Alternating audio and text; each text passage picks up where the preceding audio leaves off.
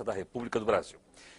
No centro do Roda Viva, que começa agora, está o candidato Enéas Carneiro, do Partido de Reedificação da Ordem Nacional. Nascido em Rio Branco, estado do Acre, Enéas Carneiro só foi registrado 9 anos mais tarde, em Belém do Pará. Órfão de pais desde os 9 anos, sempre trabalhou para ajudar a família. Aos 19 anos, mudou-se para o Rio de Janeiro, em busca do sonho de formar-se em medicina. Ingressou então na Escola de Saúde do Exército, onde se graduou terceiro sargento auxiliar de anestesia, em 1909.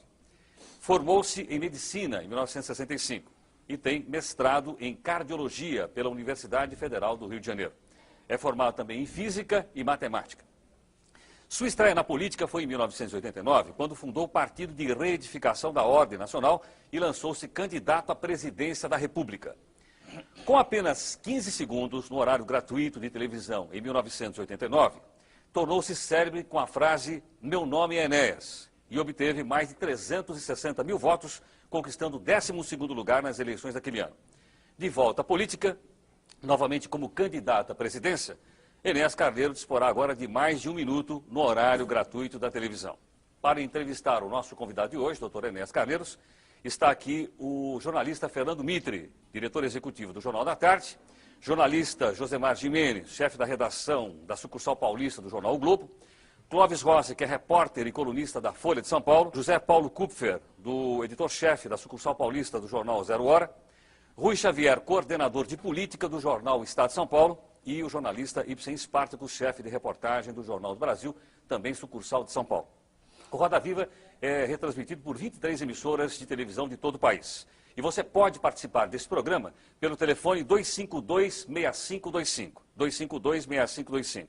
A Shizuka, a Cristina e a Ana estão anotando as suas perguntas. Se você preferir o nosso fax, é o 874-3454. 874-3454. Doutor Enéas, boa noite. Boa noite. Doutor Enéas, nossa primeira pergunta a todos os candidatos à presidência da República do Brasil. O senhor, obviamente, tem acompanhado a evolução das pesquisas eleitorais. Em alguns estados, o senhor está até empatado, tecnicamente, com outros candidatos que são políticos profissionais.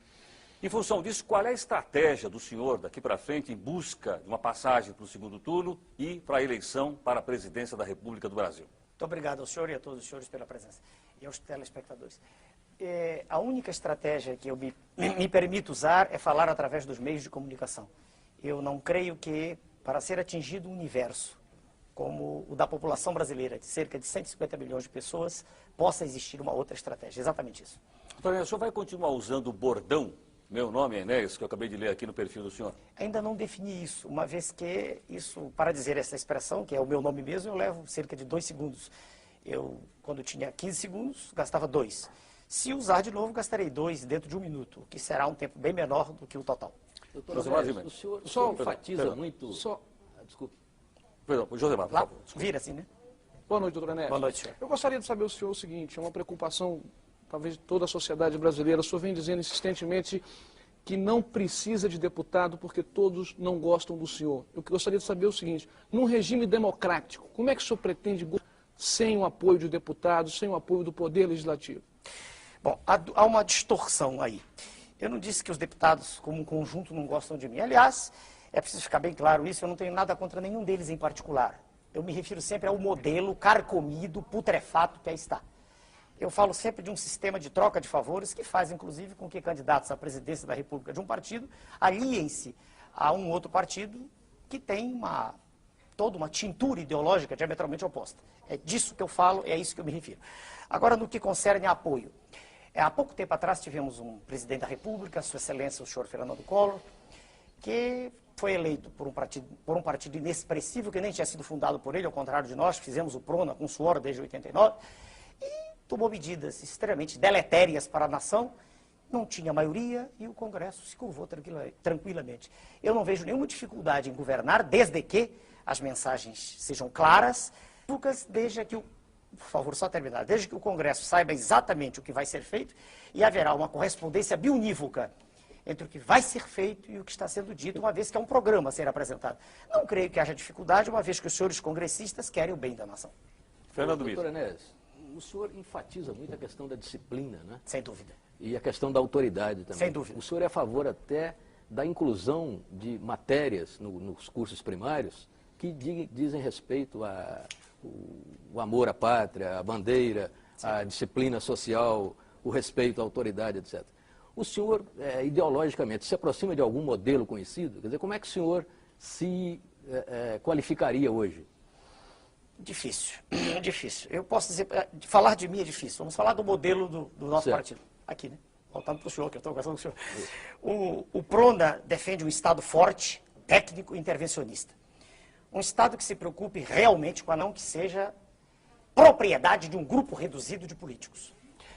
Nós acreditamos que é perfeitamente possível resgatar essa dívida social gigantesca da nossa terra, desde que haja uma mensagem firme e que por trás da mensagem haja um lastro de preparo que faça com que o presidente da República não seja um títere, não seja um boneco levado de um lado para o outro, na dependência de quem está à sua direita ou à esquerda. O senhor quer um presidente da República mais poderoso do que o que sempre tivemos? Não, porque os nossos presidentes da República, por terem sido extremamente incultos, em quase sua maioria, né? Quase a maioria, e por serem homens de personalidade extremamente frágil, têm sido levados para um lado e para o outro. Haja vista o que ocorre agora recentemente com Sua Excelência, o senhor Presidente da República, que cede a uma pressão quando, eu quero crer, o chefe da nação deveria agir de modo firme. Se ele é o chefe, ele deve ter firmeza.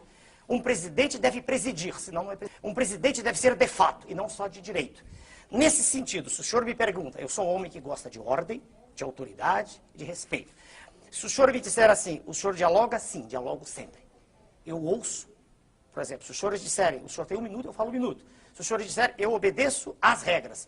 E gosto que haja obediência à lei e à ordem. É assim que eu entendo uma nação civilizada. O regime militar que foi implantado no Brasil se aproximou desse modelo que o senhor defende? Não.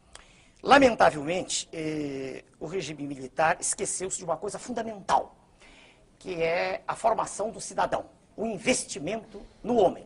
Segunda falha, o regime militar asfixiou a imprensa. E não existe no Brasil nenhum partido político, não é só o partido que eu criei e que está hoje, graças a Deus, representado em quase todo o Brasil. Não há nenhum partido político que possa ir a todos os rincões, que possa saber exatamente o que está se passando na intimidade do poder. Não há. Então a imprensa tem que ter liberdade para isso. E ela terá essa liberdade com a nossa chegada, sem dúvida, para fiscalizar aquilo que está sendo feito. Pois se aquilo que nós queremos fazer tem que ser para o bem da nação, a imprensa tem que ter. Isto é uma coisa. Outra coisa é a absoluta falta de responsabilidade com que a imprensa se comporta atualmente. Por exemplo, cito de modo claro, na capa de uma revista aparecem as 3 figuras magnas do país. Sua Excelência o Presidente da República, Sua Excelência o Presidente do Congresso, Sua Excelência o Presidente do Supremo Tribunal Federal, vestidos como pessoas do sexo feminino, numa dança. A revista se chama Revista Veja. Eu não entendo que lucro, que vantagem a nação tem com isso. Estou sendo sincero, com a mesma clareza com que falo sempre. Então, repare, chamam-me de autoritário. Eu digo, não, eu quero ordem, quero respeito, quero liberdade de expressão, mas quero responsabilidade também. E quero crer que não há nenhum pai de família que goste de, às 7 horas da noite, ligar um instrumento, um aparelho de televisão, e ver na tela expostas cenas de lascívia, de luxúria, de lubricidade, de sexo quase explícito, que deformam a personalidade e a formação dos seus filhos. Eu não acredito que haja nenhum chefe de família lúcido que goste disso. Essas teses são claras, eu estou repetindo como sempre fiz. Tá, vamos a mais uma pergunta. Apenas quero dizer, Clóvis, o seguinte, que o senhor Guilherme Grimaldi de Ipiranga já usou essa expressão autoritária que o senhor mesmo usou agora. Normal. Clóvis Rossi. Não sei, pelas entrevistas anteriores que eu li do senhor, se houver alguma distorção, o senhor me corrija, me dá mais a sensação de que o senhor é menos candidato à presidência da República e mais candidato ao Fujimori do Brasil, é isso mesmo? Não, nunca disse isso. Não tenho nenhuma admiração pelo senhor Fujimori, principalmente porque o modelo de natureza macroeconômica que foi utilizado lá repete os ecos da ventania neoliberal que assola o continente sul-americano. Não tenho nenhuma simpatia. Não vejo em que eu possa ser comparado ao senhor Fujimori. Nunca disse em nenhum programa deixar esta ou aquela instituição. Nunca disse isso. Em nenhum momento. Não vejo nenhuma razão para essa comparação. Doutor Enéas, eu queria saber, quando o senhor faz essas críticas aos meios de comunicação, por falta de responsabilidade, o senhor diz que, na eventualidade de ser presidente, usaria de mecanismos, quer dizer, eu queria entender... Mecanismos jurídicos. Que mecanismos são esses? Hoje a Constituição não prevê nenhum tipo de intervenção, a imprensa é livre no país e eu queria saber se o senhor batalharia para criar algum tipo de mecanismo de controle dos meios de comunicação. Vamos lá. Hoje mesmo eu estive com da TV Bandeirantes, eu conversei com o senhor presidente da organização, disse exatamente o que estou dizendo aqui. Eu digo as mesmas coisas sempre, com clareza meridiana. Com a clareza do líquor de quem não tem meningite. A mesma coisa sempre. Veja, senhor, existe um estatuto da criança e do adolescente, ao qual não há nenhuma obediência no país. Existem tentativas as mais escabrosas de tirar vantagem do menor. É uma indústria que aí está estabelecida. Tá? Então, é perfeitamente possível, usando a lei, tendo inteligência e vontade de ação firme, conversar com diretores dos meios de comunicação e mostrar a eles que é possível, ainda mais instantes da presidência da República, com o poder que a lei confere, e tendo um Congresso que naturalmente estará afinado. E eu lhe digo, por que estará afinado? Eu digo já. Imagine o senhor que, tendo 1 minuto no horário eleitoral gratuito, eu chegue a ser eleito. Imagine o senhor, apenas como exercício de raciocínio. Eu terei mostrado de forma inequívoca a toda a imprensa brasileira que tudo que é transmitido todos os dias não é o que a população quer. Em todas as páginas dos jornais, eles estão repletos de notícias dos candidatos da imprensa. Aqueles que a imprensa prestigia. E ela diz que tem experiência política. Como se experiência política fosse andar pelas ruas fazendo greves, gritando, ou fazendo comícios. Eu não vejo assim. Eu vejo, senhor, que experiência resulta de aprendizado, de conhecimento do assunto.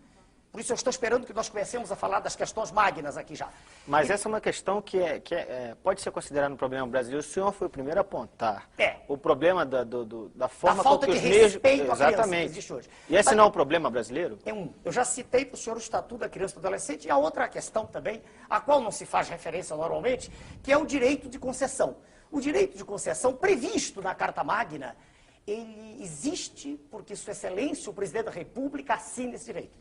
Mas eu só queria, por favor, eu só queria entender qual é o... emissoras que não se enquadrarem ao modelo que o senhor... Eu queria entender se é um processo de negociação, de discussão com a sociedade, negociação, se seria intervenção... Pois não, assim como eu estive hoje com o presidente, o primeiro de uma rede de comunicação que me convidou para conversar, e só fui porque fui convidado, tá? Jamais impus minha presença a lugar nenhum.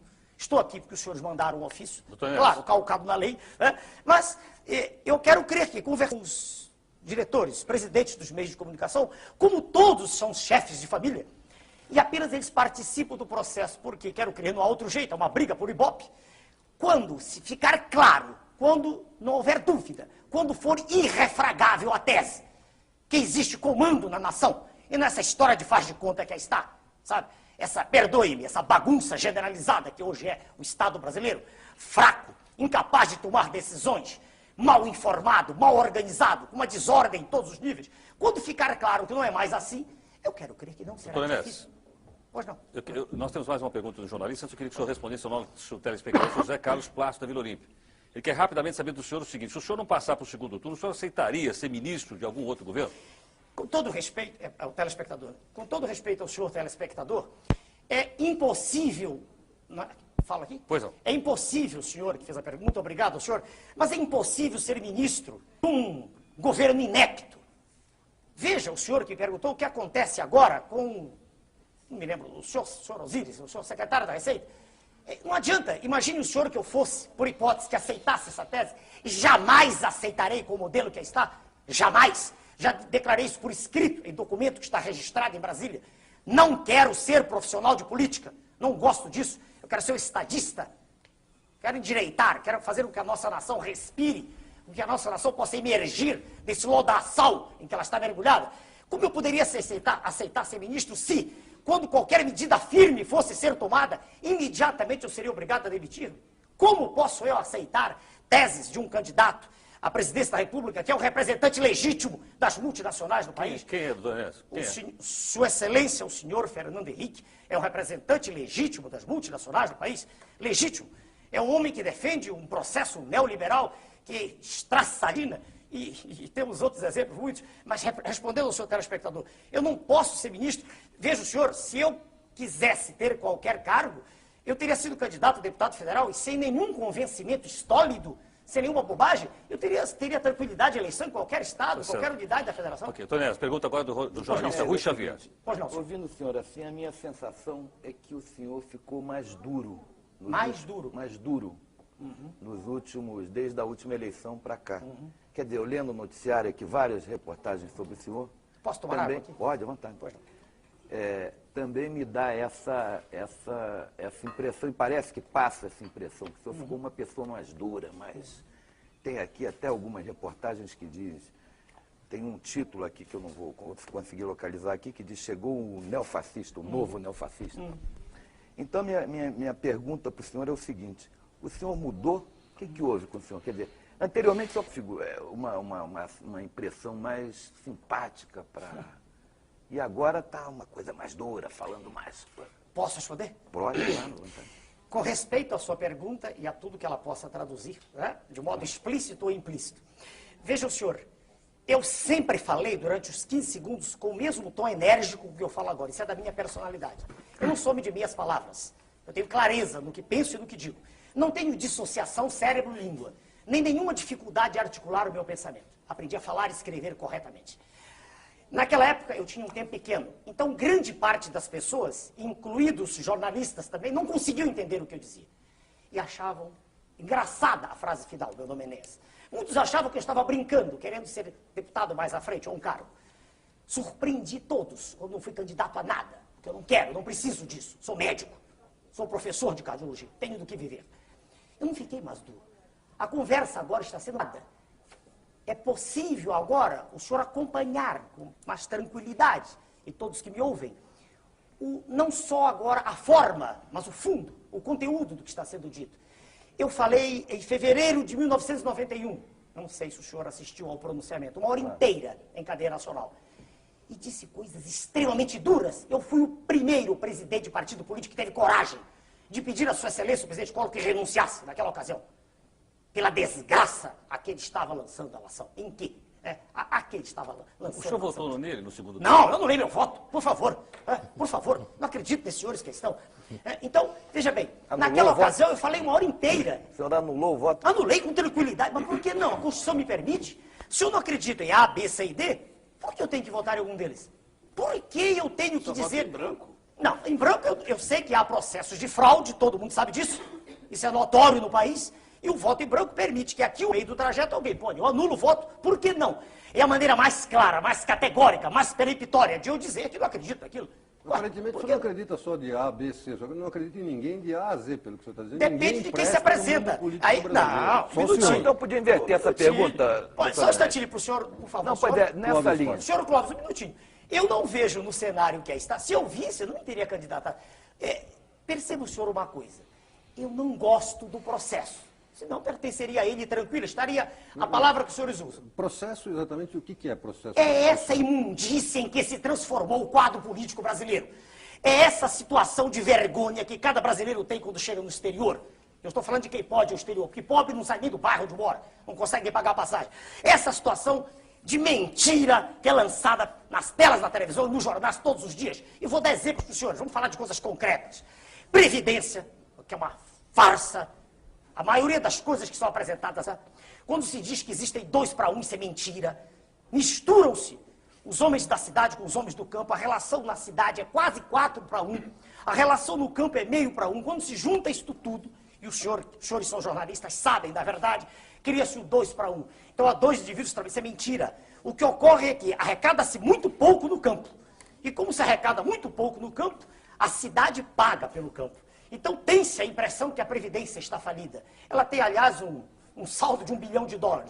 O que se quer é privatizar tudo para que grupos espúrios, né, tomem conta e aí o Estado fica endividado, como aconteceu no Chile. O Estado fica endividado e os grupos têm um grande negócio. Então, eu deixo de ser bem claro. E quando você disse o processo, eu quero dizer o seguinte, eu não gosto dessa maneira como um candidato a presidente da República se curva. Para ser eleito, ele se curva. Ele não acredita na força dele. E ele faz composições, ele procura um vice, ele procura um... Para quê? Para que ele tenha... Eu não faço isso. Eu sou exatamente o mesmo. Meu candidato a vice-presidente é o Almirante. Almirante Roberto Gomes Silva. Homem que não vai me trazer voto, é nada disso. Apenas ele foi um homem que, no governo Figueiredo, lutou pela nacionalização. Lutou contra a desnacionalização das nossas jazidas. Ele lutou contra esse processo de sangria, né, do qual nós somos vítimas, exportando minério in natura. Ele lutou contra isso. Deixa eu lhe fazer uma pergunta. Pois não. Do que o senhor gosta nesse processo todo? O senhor já falou de muita coisa que o senhor não gosta. Por isso eu entrei. Tudo bem, mas deve ter alguma coisinha, porque o senhor não vai destruir tudo para montar tudo Não, sozinho. não, mas eu acabei de falar para o senhor, me perguntou, não sei o nome dos senhores, sobre o Congresso, e eu disse que eu não acredito. Deixa eu me definir bem. Vamos falar do Congresso. 503, né? 503. 503. Eu nunca disse, veja o senhor, que o indivíduo A ou B é um partido. Eu nunca disse isso. O que eu vejo é o seguinte, existe um modo de comportamento que se tornou a regra do processo. Esse modo de hipocrisia. O cidadão não tem coragem de dizer a verdade. Ele tem medo de perder voto aqui, perder voto acolá, ele faz aliança. O senhor inclui os deputados do PRONA também, doutor Enéas? Se acontece com eles? Olha, eu não sei lhe responder. Eu tenho um deputado no PRONA federal, dona Regina Gordini. E foi o único deputado que veio para o PRONA. E se o senhor disser que ela fez aliança, eu quero crer que não. Tá? Eu quero crer que até hoje ela tem sido de uma lealdade extrema e, muito embora facilmente pudesse estar em outro partido, agora mesmo disseram que ela tem 2% das intenções de voto, saiu no Jornal do Rio de Janeiro, ela se manteve leal a mim. Sem ela, eu não teria entrado com uma ação de inconstitucionalidade, e o senhor conhece, pela Constituição, eu só poderia entrar com essa ação se tivesse um representante. Então, quando o senhor falou agora em aliança, eu quero crer que ela não fez nenhuma aliança. Não vi, não tenho nenhuma informação. Nessa linha de raciocínio, eu queria que o senhor ouvisse primeiro a pergunta do jornalista José Paulo Cuco. Por favor. O senhor ou o senhor? Eu. O senhor? Isso, meu nome é Zé Paulo. Sim, senhor, Zé. O senhor disse que quer um Estado intervencionista. Forte, deixa eu amarrar bem. Forte, técnico intervencionista. A frase não é minha, é do professor Alain Touraine, professor de Sociologia da França. Autoritário também, professor? Peraí. Continua com o senhor ou respondo para ele? Como quiser. Aí Se a palavra autoritário quer dizer que exista autoridade, que ela se faça respeitada, se é este o sinônimo dentro do universo semântico seu. Se é isso que o senhor quer dizer, é. Bom, então vamos lá. O senhor quer um Estado desse jeito. Isso. O senhor já meteu aí a lenha no neoliberalismo. Sem dúvida. Aqui no seu material a gente lê que o seu modelo de político é o Fidel Castro. Não disse isso. Não disse isso. Um minutinho só. Perguntaram-me quem eu admirava no exterior. Eu disse pela personalidade forte, pela coragem de enfrentar o monstro. Peraí, mas eu não disse, eu não sou socialista, deixo bem claro, eu defendo a livre iniciativa, eu defendo a economia de mercado, então eu não tenho como modelo o senhor Fidel Castro. Eu não disse isso nunca. Um defensor de uma economia de mercado não liberal, o que é? Ele me perguntou... Posso complementar? Como é que pode combinar a defesa da economia de mercado com o Estado forte? Perfeito, eu digo agora. Perfeito, tudo bem. Com clareza, para o senhor, para todos. Veja bem, primeiro que o que está diante de nós é toda uma encenação, é toda uma farsa. Vamos devagar. Primeiro que o Estado intervém sempre. Vamos ver, agora mesmo, quando foi decretado o Plano Real, esse plano, o último plano, miraculoso, que se estenderá quase certamente até as vésperas dele, quase, né? Ninguém pode afirmar, o processo é muito mutável. Mas quando ele foi decretado, Sua Excelência o Presidente da República recebeu a sua assessoria econômica e lhe apresentaram a taxa de juros com a qual o mercado iria se comportar, ditada pelo governo. O senhor acompanhou. 8,13 ou 31, foi arredondado para 8,13. Agora, hoje ou ontem, um senhor saiu no Globo ontem, 21. Por esses dias agora, saiu no Globo. Que é impossível continuar com isso. O serviço da dívida pública, o serviço dela, está em torno de 4 bilhões de dólares mensais. Diz o professor Dércio Garcia Munhoz, que não é do PRONA, não é do nosso partido, que não quer dizer nada. Não quer dizer nada. É uma pessoa porque eu tenho profundo respeito. É professor titular de Política Econômica e Economia Internacional em Brasília. Diz ele, não são 4, não. Estou contando só com os títulos em poder do público. Mas se levarmos em conta os títulos do Banco Central, e o Tesouro também paga esse serviço a eles, chega a 6 bilhões de dólares. Ora, meu Deus do céu, não é intervencionista. Só que é intervencionista a favor dos grandes grupos. Eu estou falando de grupos financeiros, não estou nem falando mais em empresa. A empresa, todas estão perdendo. Só as muito grandes que não perdem. As empresas médias, pequenas, todas estão perdendo. Não há estímulo nenhum em produção, nenhum. Então, quando eu digo intervencionista, eu digo isso com firmeza, querendo dizer o seguinte, vai intervir mesmo contra esse monstro, cuja cabeça está lá fora, no G7, não sei qual deles, É um conjunto, o senhor sabe, harmônico que funciona ali no norte, né? Da Pax Borealis. E os tentáculos estão aqui dentro, com os vendilhões da pátria aqui dentro.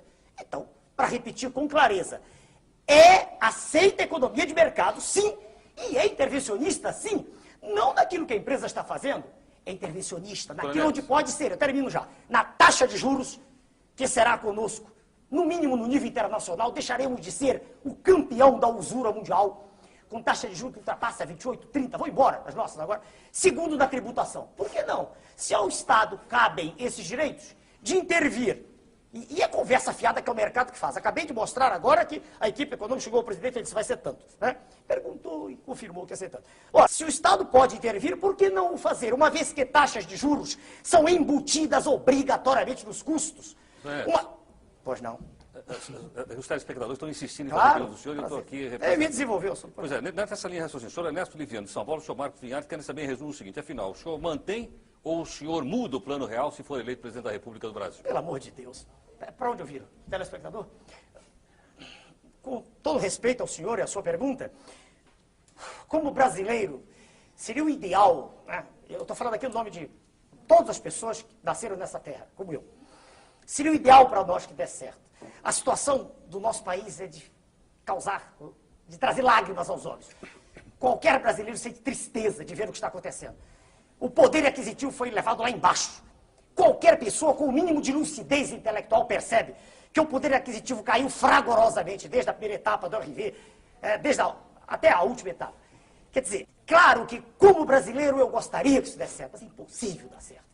Primeiro que é impossível dar certo... Doutor Ernesto, desculpe, mas que evidência o senhor tem que o poder aquisitivo caiu da URV? As notas, o desafio é feito assim como eu fiz o desafio sobre voto, quando perguntaram sobre quanto eu tenho de voto, eu convidei um senhor jornalista, o senhor Marcelo, do Jornal do Brasil, e disse, o senhor quer ir à rua comigo? O senhor quer escolher a esquina? Como é que o senhor explica, então, que nas pesquisas mais de 70% dos entrevistados apoiam o plano?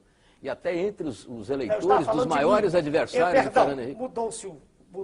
Fui eu quem mudou o fio. Eu estava falando de mim. Assim como eu tenho a prova hoje de que não é exatamente a realidade, que os dois, três não são exatamente a realidade, há um pouco mais, né, isso que apresentam. Assim também eu tenho certeza, o indivíduo apoia porque ele está iludido. Ele olha para a moeda, ele vê uma moeda pequenininha, que não valia nada a pouco, e ele sente, puxa, meu dinheiro está valendo. O senhor mesmo disse, não valia nada a pouco, agora vale. Exato, mas é verdade. Então isso é positivo em si? Sem dúvida, do ponto de vista de máscara... Então o senhor já alguma coisa de positivo? Mas espera aí, se é positivo enganar o público... Mas isso é enganação? É. O senhor acabou de descrever que o povo agora tem uma moeda não, que vale. A moedinha na mão escute, eu não disse a moeda no sentido do termo macroeconômico, por favor. Eu sei. A moedinha vale. Espera aí. Antes não valia. Não valia nada. Porque... Então melhorou. Espere. Mas é falso porque o que é mais importante não é aquele valor dela, nela, íncito a ela, próprio dela. É o poder de troca, é o poder aquisitivo. E ele não existe. Mas isso se mantém. Não diga isso, por favor. Doutor Enéas. Por favor, o poder aquisitivo caiu. Doutor Enéas. Eu não trouxe aqui, mas é possível provar isso. Qualquer pessoa que saia com dinheiro na mão para comprar agora e o faça... Mas é uma contradição em termos do que você está dizendo. Quer dizer, antes havia um dinheiro que não valia, agora há um dinheiro que vale. O dinheiro que vale é aquele que compra. Devagar. O que não vale é o que não compra. Por favor, eu preciso responder para haver clareza. Uma moeda, aquela moeda de metal, aquilo que é simbólico, antigamente, ela não existia porque estava tudo fragmentado. Hoje, esse centavo, ele vai de... se o real é 2... Vale mais de meio dólar. Exato. Mas o que essa moeda pode comprar é menos do que os 2,750 podiam. Isso é que eu quero dizer. Entenda-me.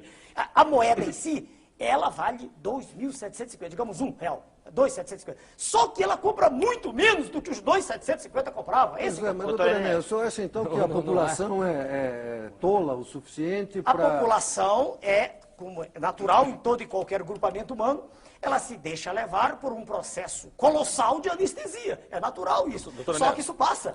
Essa anestesia, um minutinho. Essa anestesia ocorre em todos esses movimentos. É natural isso. Essa anestesia ocorre todas as vezes que os meios de comunicação, de modo maciço, apresentam uma ideia. Isso é natural. A dona Maria Helena Prenhorato, nossa telespectadora, quer saber quem é o ministro da Economia do senhor. Quem é que o senhor vai nomear para o Ministério da Economia? Ora, isso... Respeita a senhora. Na área econômica, hoje, eu tenho duas pessoas que me ajudam muito. Um é um membro do partido, do PRONA. É um professor da Escola de Guerra, Dr. Marcos Coimbra, titular de análise quantitativa da Universidade Estadual do Rio de Janeiro. Estou me dirigindo para a tela, né? E a outra pessoa não é do PRONA. Eu citei, é o professor Dércio Garcia Munhoz, por que eu também tenho muito respeito. Mas eu não tenho compromisso por nenhum dos dois, de dizer que um deles é o ministro. Em nenhum momento, não há esse compromisso estabelecido. No decorrer do processo, pode ocorrer de um deles dizer, não, doutor Enéas, é melhor escolhermos uma outra pessoa, eles mesmos. Isso para nós, no PRONA, não é fundamental, nós não estamos trocando cargos. Eu, por exemplo, se o senhor perguntar sobre o ministro da Saúde, tem um número enorme de médicos. Eu dei aula para mais de 20 mil médicos. É facílimo escolher alguém. Isso não é preocupação nossa. Né? Não é. Doutor Enéas, nós vamos fazer um pequeno intervalo e nós voltamos daqui a pouco com nossa sequência do Roda Viva Especial, entrevistando o doutor Enéas Carneiro, que é o candidato PRONA à presidência da República. Nós voltamos já já. Com o programa Roda Viva Especial, nós estamos entrevistando hoje mais um candidato à presidência da República, doutor Enéas Carneiro, o candidato PRONA. Você pode participar pelo telefone 252-6525. Se você preferir, o fax é o 874-3454. Enéas, eu gostaria que o senhor me confirmasse o seguinte: o jornal o Globo, no dia 12 de maio, publicou uma expressão atribuída ao senhor. Eu gostaria de perguntar ao senhor se ela procede ou não. Ele diz o seguinte: o senhor teria dito que a classe política brasileira é representada pela escória da sociedade. O senhor disse isso? Disse com os mesmos termos. Então, eu quero respeitosamente perguntar ao senhor o seguinte: isso? Não, por isso não quis ser candidato a nada.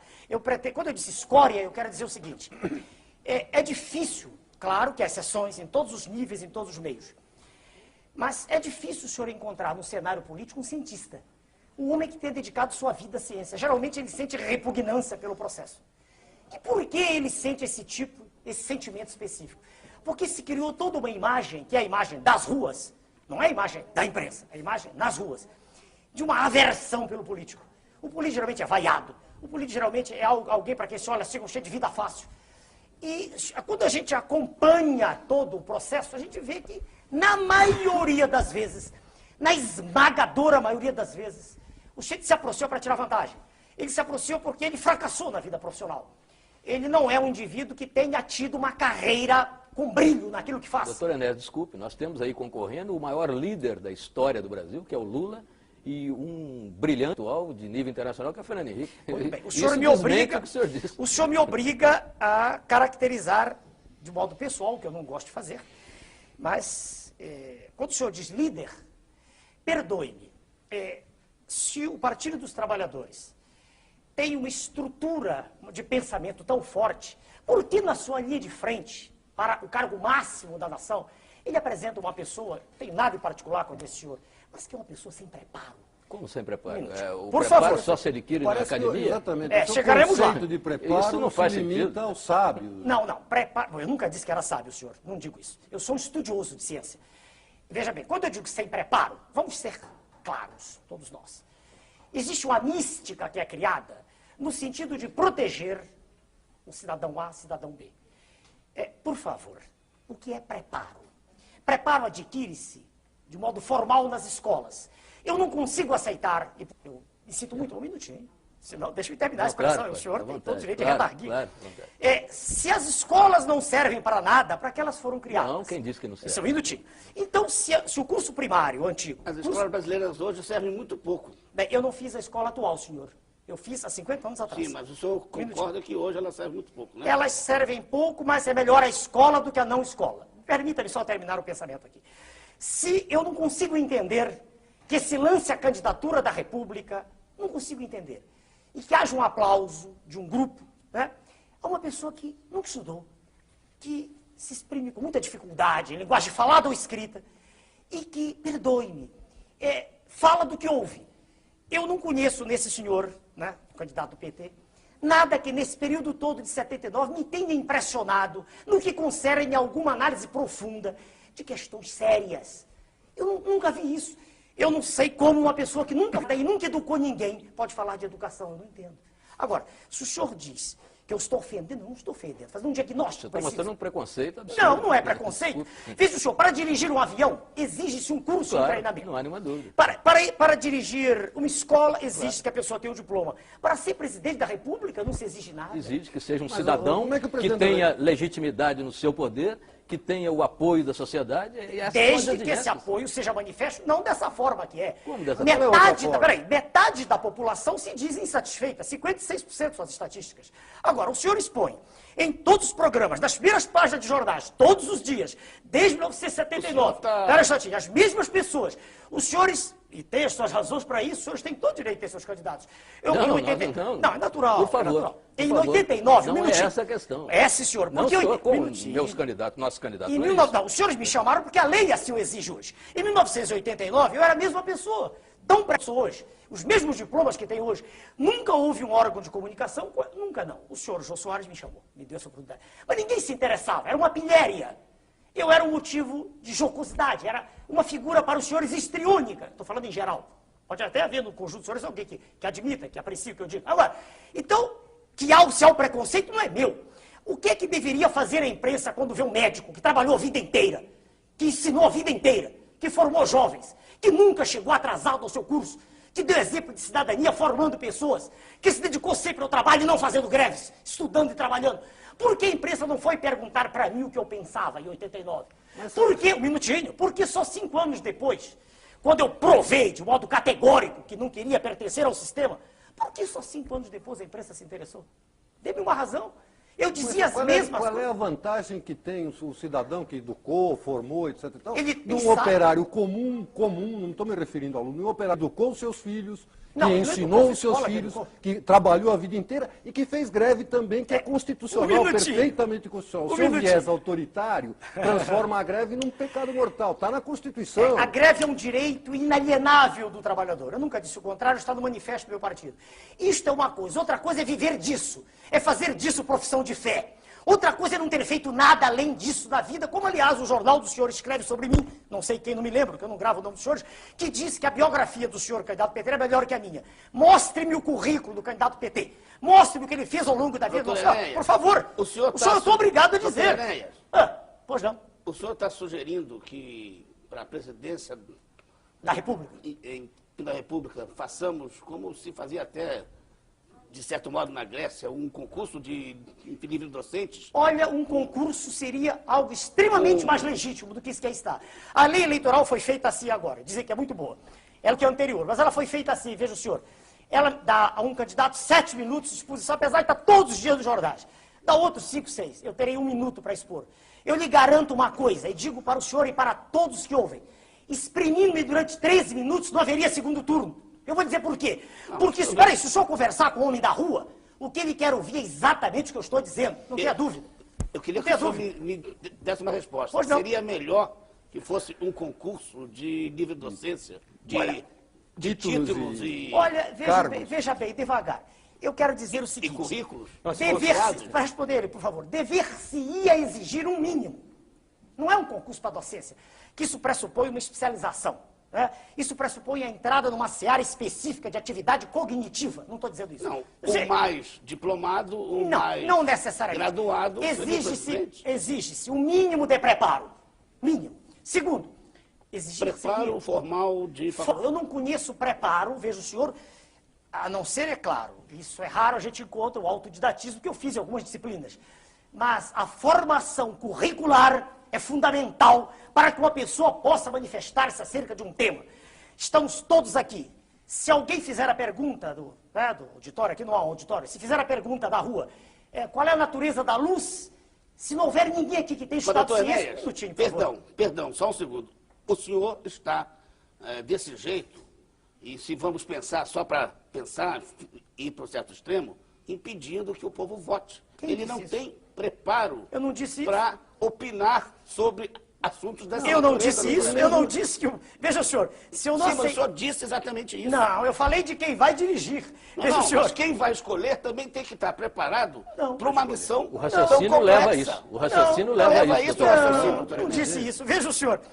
Só votariam os homens bons, com um certo nível de preparo. A República sem citar. É natural que os senhores pensem assim, e é natural que os pontos de vista sejam diametralmente opostos. Claro, eu respeito. Mas eu não disse isso. Eu disse o seguinte, primeiro que a discussão não leva a nada, porque a Constituição aí está e vai ser como ela determina.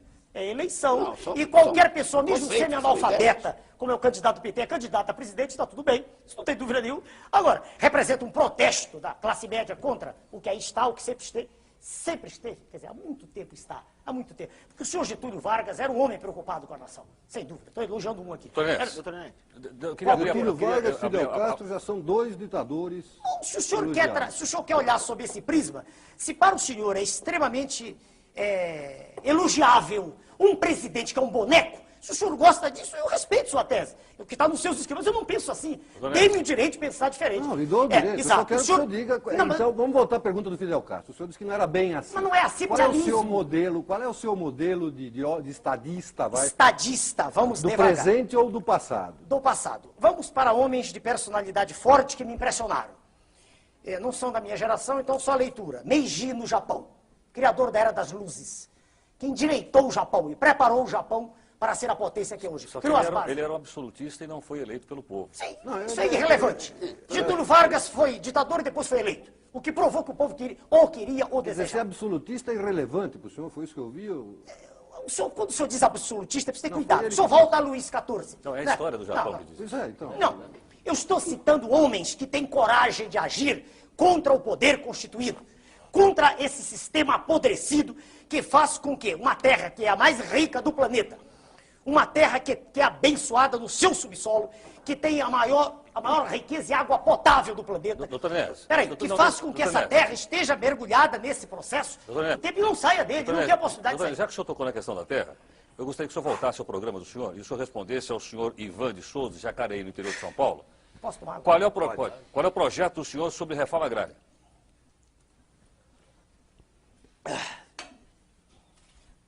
Desculpe, tomando água. É que um calor aqui, os telespectadores não sabem, é terrível. Veja bem, vamos primeiro mudar de novo a expressão. A expressão reforma agrária, ela já tem um contexto hoje, dentro do universo semântico de toda a população, que me cria um mal-estar até examiná-la. Eu prefiro responder ao senhor assim, de modo também sintético. É fundamental que seja feita uma reordenação do processo agrícola. Vou lhe dizer rapidamente os pontos que já estão estabelecidos, que muitos ainda há a estabelecer. Alguns, do nosso ponto de vista. É preciso que haja crédito rural mesmo, e não de faz de conta. Ou seja, é preciso que se privilegie o pequeno produtor, que se privilegie também o médio produtor, que se volte a fazer, como no passado se fazia, um investimento maciço no campo.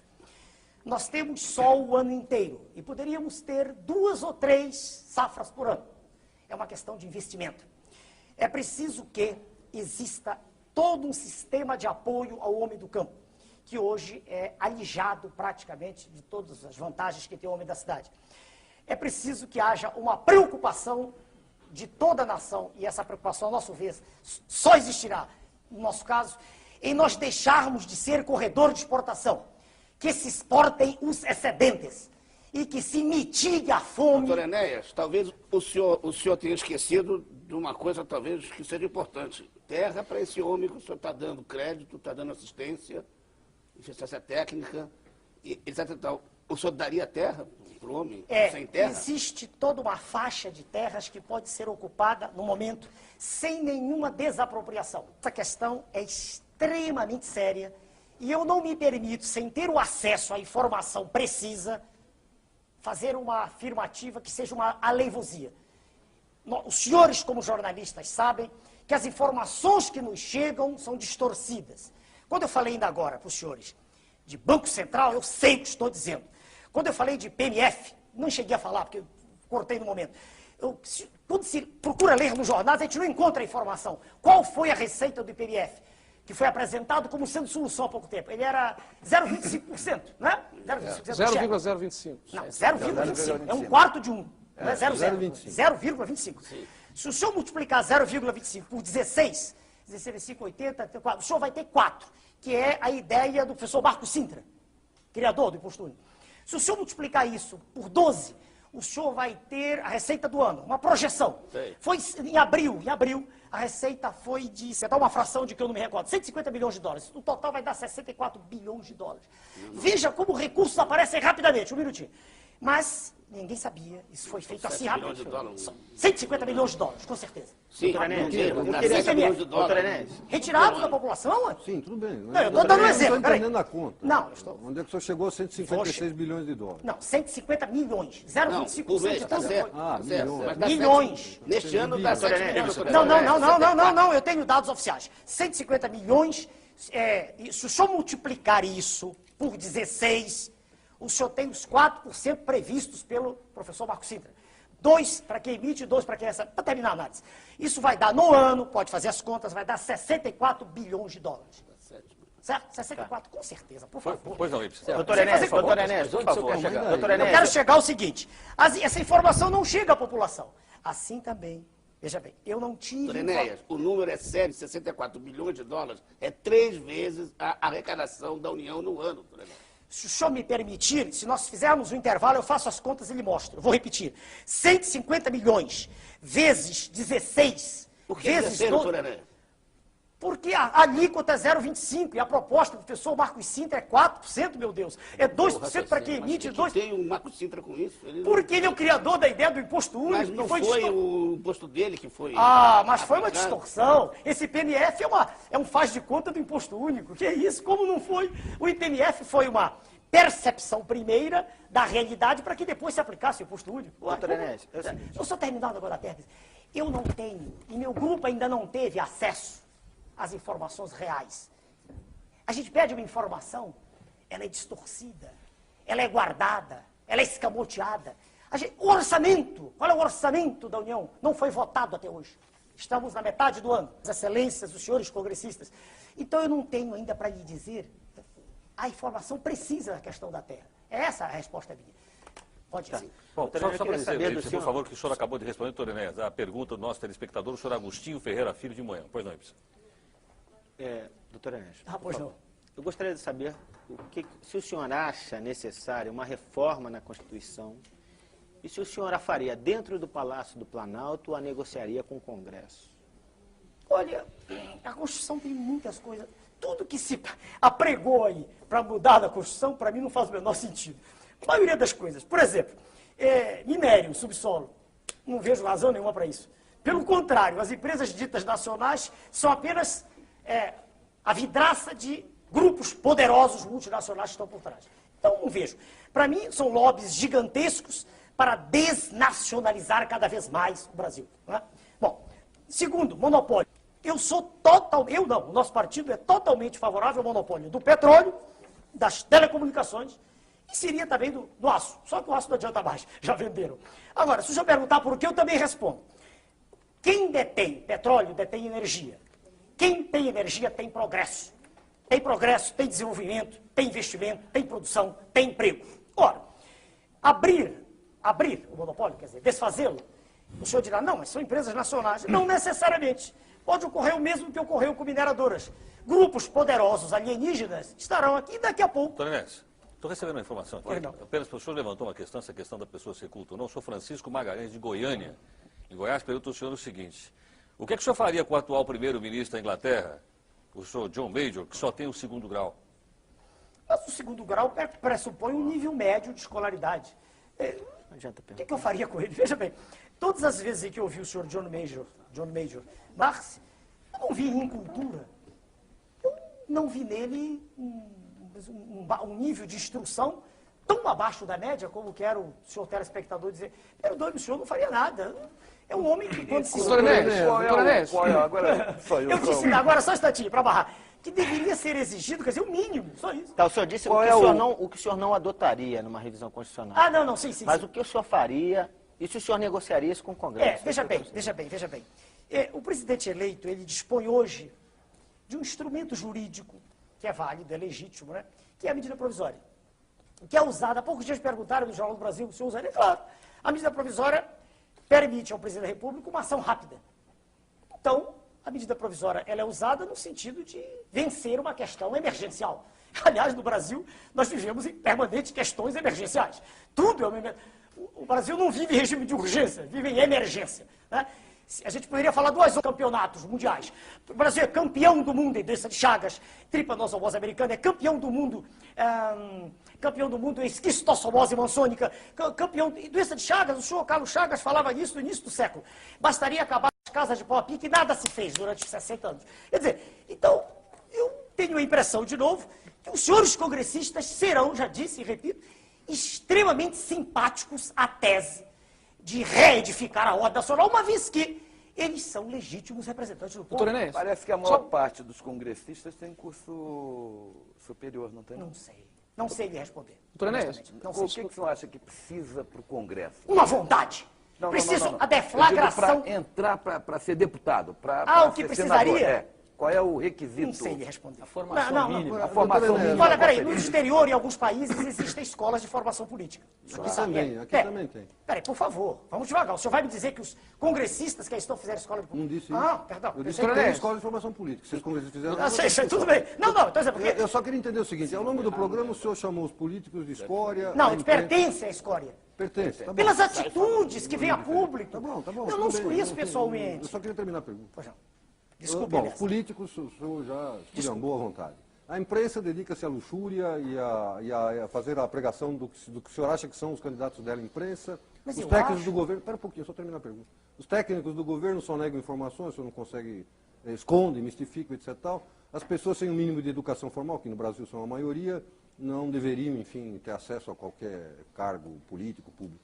Além do senhor, quem mais presta no país, doutor Enéas? Mas que maneira inteligente do senhor me lançar contra a população. Veja bem, uma maneira extremamente inteligente, que um caracteriza o que eu vejo nos seus escritos, quando vez por outra leio, aliás, escritos interessantes no seu jornal. Veja o senhor, eu não fiz nenhuma apologia aqui, veja, terei uma única exceção. Eu disse no quadro de candidatos à presidência da República. Vamos botar um ponto exatamente em cima do i. No que está, no que chegou como candidaturas à presidência da República, eu não vejo nada que me impressione, por favor, para ser claro. Eu não disse que não há indivíduos. O senhor quer saber onde há um número enorme de indivíduos de valor, gigantesco, fora da política. Nas Forças Armadas. Fora da política, não necessariamente. As Forças Armadas têm indivíduos de valor, o senhor não gosta delas, é um direito que o senhor tem. Mas há indivíduos de valor... Não, é evidente, eu leio alguns dos seus escritos, não leio todos que não tenho tempo. Mas veja bem, há uma reação natural dos senhores, porque os militares se caracterizam por uma coisa chamada ordem, disciplina, respeito, coisas de que eu gosto também. Agora, mas nós não, nós queremos a desordem. Olha, os senhores, perdão, de novo, os senhores, a imprensa, ela se caracteriza e ela vive, ela se nutre do escândalo, perdoe. Médicos, colegas meus, em trabalhos extraordinários no Brasil. Isso não é notícia. Notícia é o estuprador de menores. Ele vai para a página da revista Veja, vai para a capa da revista Veja. Por que você está falando tanto da revista Veja? Eu citei 2 vezes, é o órgão de maior poder de penetração, né? Ué, não é o órgão. O dia desse, um senhor dele ligou para mim que fazia entrevista. Eu falei, não, eu faço entrevista com os senhores com gravador, com qualquer órgão. Por quê? Porque eu não acredito, os senhores distorcem dessa matéria que o senhor tem na mão, há coisas que eu não disse aí. Quando ele me perguntou, eu disse, é verdade, eu disse. Não tem por que mentir. Mas há coisas, e o senhor vai dizer assim, reaja, para daqui a 6 meses vira retratação, quando tudo já acabou, que Doutor Enéas, só mudando um pouquinho de assunto um pouco aí, o senhor tem dito sobre o homossexualismo coisas bem incisivas. Eu gostaria, o senhor disse que é um vício, uma perversão. O senhor, como médico, sabe muito bem o tratamento que a Organização Mundial de Saúde dá ao tema. Agora, a pergunta é o seguinte, o homossexual vai ser discriminado no seu governo? E o que o senhor pensa do tema?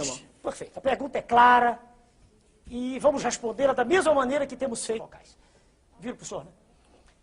Bem devagar. O homossexual, sem dúvida, pertence a um grupo, veja o senhor, que se generalizasse, representaria a extinção da espécie. 2 homossexuais... Isso o senhor fala com base em estudos do senhor? Meu Deus, os dois homossexuais têm espermatozoides, não têm óvulos, é impossível ver reprodução, por favor. Isso é curso primário, não é ginásio, não é universidade.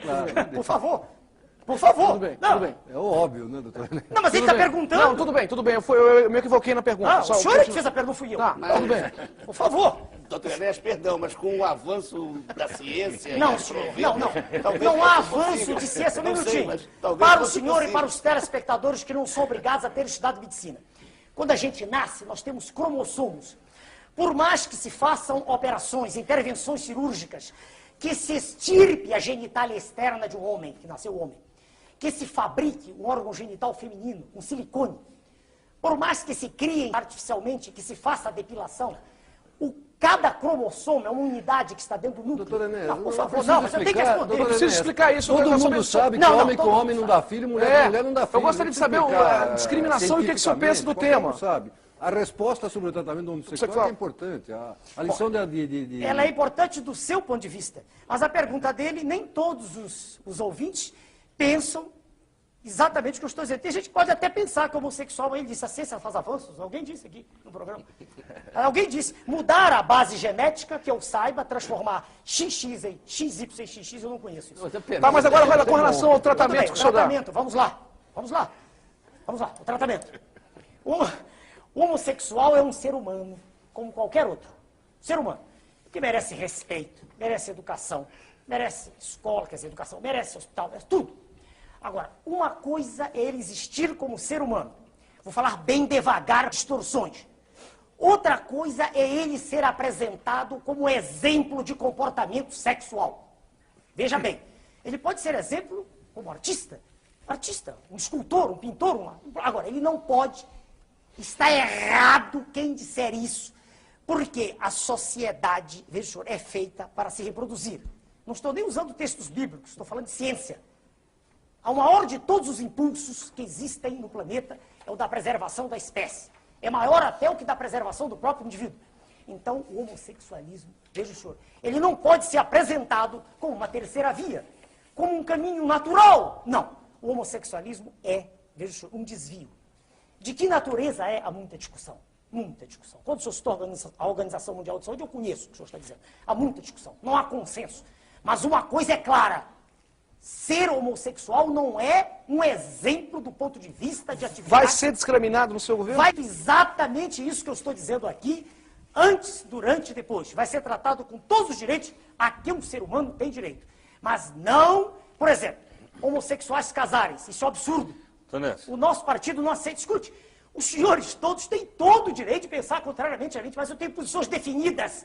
Não estou procurando votos. Eu estou dizendo exatamente o que o nosso partido pensa. A ligação, o casamento, aceito, como está ocorrendo de quando em quando, como você pregou. Todo o seu partido pensa desse jeito? Bom, o senhor está autorizado a interrogar, não as pessoas que gritam meu nome é Mestre, mas os líderes, os nossos presidentes regionais. O senhor virá essa resposta. Qual é o tamanho do seu partido hoje? Não sei. Eu lhe digo, eu convidei o senhor Marcel, aí a rua... Bom, vamos também aqui amarrar uma coisa. Se partido grande representasse alguma coisa, o líder do PMDB, ao sair à rua, seria ovacionado. E pelo que me contam, eu não vi. Houve um atrito violento entre ele e o senhor, se não me engano, aqui. Inclusive uma falta, se não me engano, de comportamento. Não sei bem o que foi, eu não vi. Contaram-me. Né? E ele, o senhor vê, as pesquisas estão. No ABCD eu tenho mais votos que ele. Então, partido político no Brasil é uma estrutura hoje extremamente comprometida. Justamente por causa dos acordos espúrios. Agora, se eu perguntar qual é a penetração do meu nome na massa, aí só pagando para ver. Doutor Inés, nós completamos 1 hora de entrevista com o senhor. Nós queremos agradecer a sua presença aqui no Roda Muito obrigado, senhor. Muito obrigado pela sua presença. Muito obrigado, senhor. Muito bem, nós vamos fazer um intervalo e nós voltamos com o nosso segundo entrevistado.